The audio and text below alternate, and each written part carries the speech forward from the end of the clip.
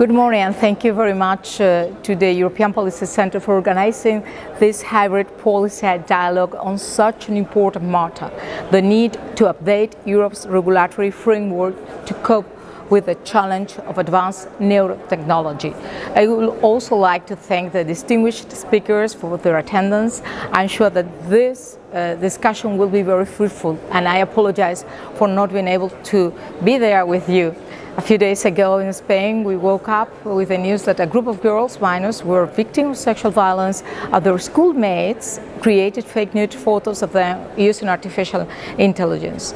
The application of this new artificial intelligence and the neurotechnology in our daily life are a reality, and so is the capacity they have to confuse us and attempt us against our privacy, security and autonomy, especially those of the most vulnerable. And what would happen when they can access our neurodata? A real neurotechnology race is underway in which multinational technologies companies have everything to gain. In the United States, private investment in neurotechnology is estimated to be 6 times higher than public investment. Who controls and finances these new technologies is key to understanding the challenges they pose for democracies and fundamental rights.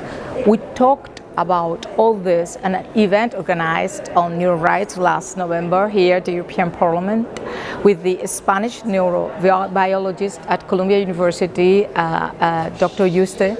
And Dr. Yuste pointed out with neurotechnology we could become a different species.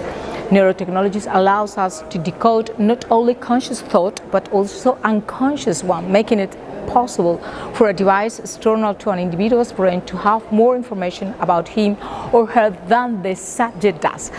Third parties will be able to access a person's thoughts, intimate information and brain integrity, and be able to cure illness or alter personal thoughts for mercantile, political, other purposes, good and bad purposes.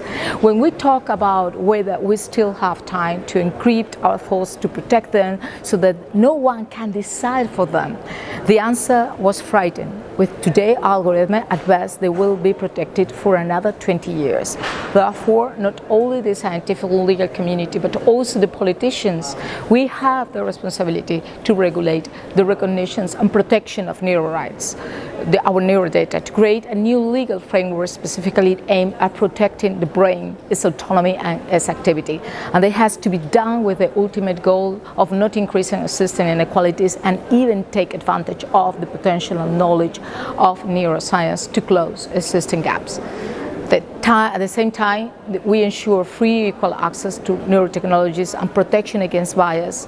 Note that there is no discrimination based on data obtained through algorithm or artificial intelligence.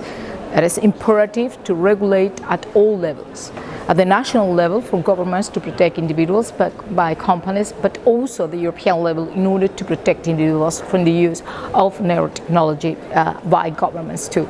And in this respect, I'm afraid to say that we are late, although there is some progress.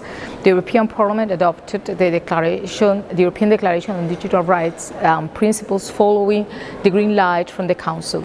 A declaration of potential to guide future legislation that focuses on empowering citizens to make the most of the opportunities offered by the digital transition, but with no specific mention of neuro rights.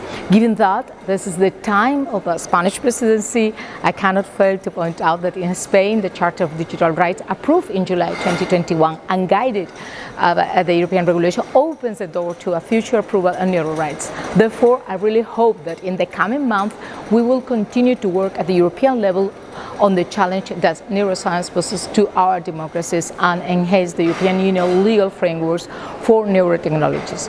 Thank you very much for your time, and I hope with the Spanish presidency will we be able to lead this process. Thank you very much.